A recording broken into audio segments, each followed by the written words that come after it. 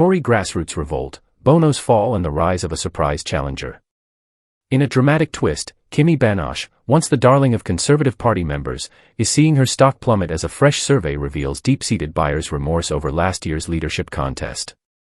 The latest Conservative Home poll, a crucial barometer of party sentiment, shows Bono's approval rating nosediving by a staggering 19 points to just 13.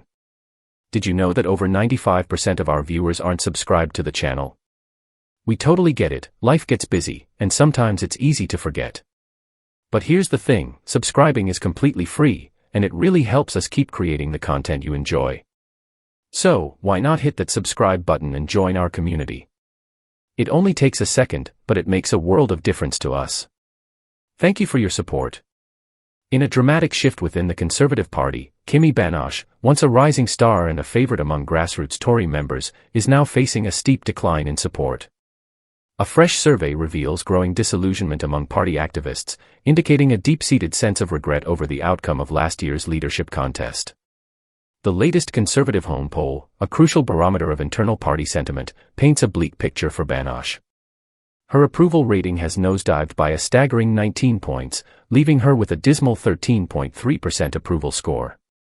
This follows an earlier catastrophic 40-point collapse, pushing her down to 14th place within her own shadow cabinet. Once seen as a dominant force under Rishi Sunak's leadership, Badenoch's current trajectory suggests her influence is waning rapidly. However, while Badenoch's decline is noteworthy, the real political earthquake comes in the form of Robert Jenrick's stunning resurgence. The former immigration minister, who was narrowly defeated by Badenoch in last year's leadership contest, has now surged to the top of the rankings, securing a commanding 57.4% approval rating.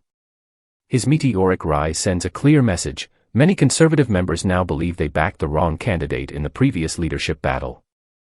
Shadow Chancellor Mel Stride, propelled by his relentless criticism of Labour's Rachel Reeves and her economic policies, has secured the second spot in the rankings with a solid 46.7% approval. Meanwhile, Shadow Home Secretary Chris Philp follows closely behind at 45.1%. On the other hand, Priti Patel, once a major political force, finds herself in a freefall, crashing to last place with a dismal 10.2% approval rating. Patel's downfall appears to be closely linked to her continued defense of the Conservative Party's controversial immigration policies, an issue that remains a significant point of division within the party. Conservative Home's analysis suggests that Badenoch's leadership approach, marked by a cautious, low-profile, and slow and steady strategy, is rapidly losing effectiveness. Last week's rollout of new immigration policies further exposed cracks in her leadership, reinforcing concerns that she has failed to establish a compelling political narrative. If Badenoch and her team fail to regain control of the narrative soon, her initial struggles as party leader may solidify into a permanent loss of credibility. The broader political landscape is shifting at an extraordinary pace. Reform UK is surging in popularity, while Labour maintains a commanding lead in national polls. Badenoch's strategy of delaying major policy announcements for 2 years is increasingly being seen as a strategic blunder. In politics, power vacuums do not last long, and as public attention drifts toward more proactive political forces, the Conservative Party risks being left behind. With the latest national polls placing the Tories in a humiliating third place behind both Labour and Reform UK, the looming question is there still time for Badenoch to turn the tide, or is her leadership already on borrowed time? Farage's next battlefront, Reform UK declares war on net zero policies. Nigel Farage, the ever-controversial political firebrand, has identified his next major battleground, the UK's net zero policy. In a combative speech delivered in London, Farage and Reform UK's deputy leader, Richard Tice, laid out an aggressive new energy agenda aimed at challenging what they describe as Westminster's blind obsession with green policies. Positioning themselves as champions of working-class households struggling with rising energy costs, Reform UK is seeking to upend the current political consensus on climate action. Their message was unmistakable: the days of unquestioned green orthodoxy are coming to an end. While Farage insists he is not a climate change denier, he openly questions the extent of human impact on global warming. He warns that the current push for net zero policies is not only economically damaging but also politically unsustainable. Reform UK is now making a bold electoral play, arguing that government-backed green initiatives are driving up household energy bills and undermining national economic security. The party's headline-grabbing proposals include a windfall tax on wind energy companies and an immediate reduction of subsidies that, according to Reform UK, distort the energy market and harm British agriculture.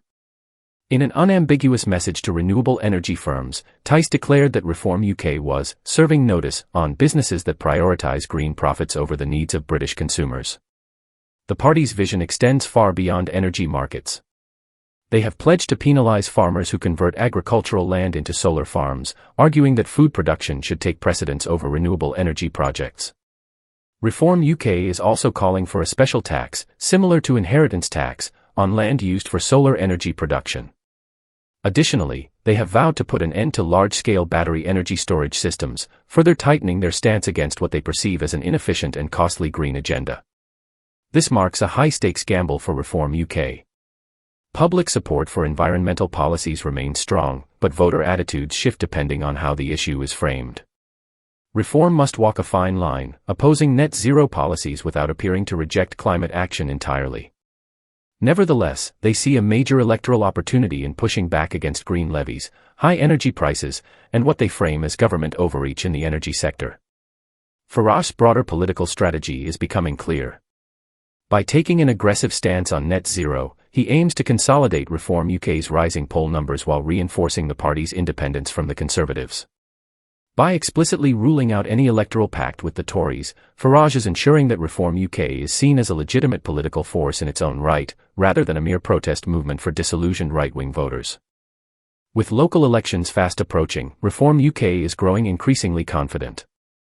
And this is just the beginning.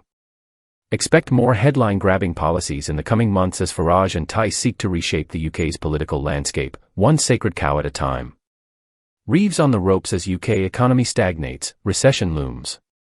Chancellor Rachel Reeves may have technically avoided a recession, but the latest GDP figures suggest there is little reason for celebration. The UK economy grew by a feeble 0.1% in the final quarter of 2024, placing it precariously close to an economic downturn. Experts warn that the worst may still be yet to come. Julian Jessup, an economics fellow at the Institute of Economic Affairs, provided a sobering analysis. Once adjusted for population growth, driven largely by record net migration, the UK economy is already in recession on a per capita basis, he argued.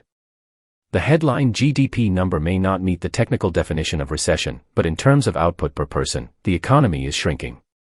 The real concern is that the fragile growth seen in late 2024 was not driven by private sector expansion but by government spending and business stockpiling.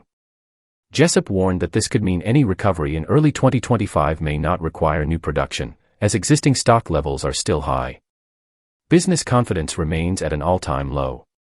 Investment fell by 3.2% in the last quarter, reflecting widespread fears over tax hikes, regulatory burdens, and stagnant consumer demand. Without a major policy shift, the UK risks entering what Jessup calls a doom loop, where weak economic growth leads to higher taxes, further eroding business confidence and triggering a downward spiral. Reeves faces a critical moment. A leaked Office for Budget Responsibility report indicates she has already lost her £5 billion fiscal headroom, limiting her ability to stimulate the economy. With public finances tightening, the risk of further tax hikes is growing. The stakes for Reeves, and Labour, could not be higher. The party came to power on promises of economic stability and improved living standards. However, with weak growth, declining investment, and rising household costs, that promise is beginning to unravel. Reeves insists Labour is committed to long-term structural reforms, but as she herself admits, we need to go further and faster. The question remains, can Reeves turn things around, or is the UK economy already on an irreversible downward trajectory?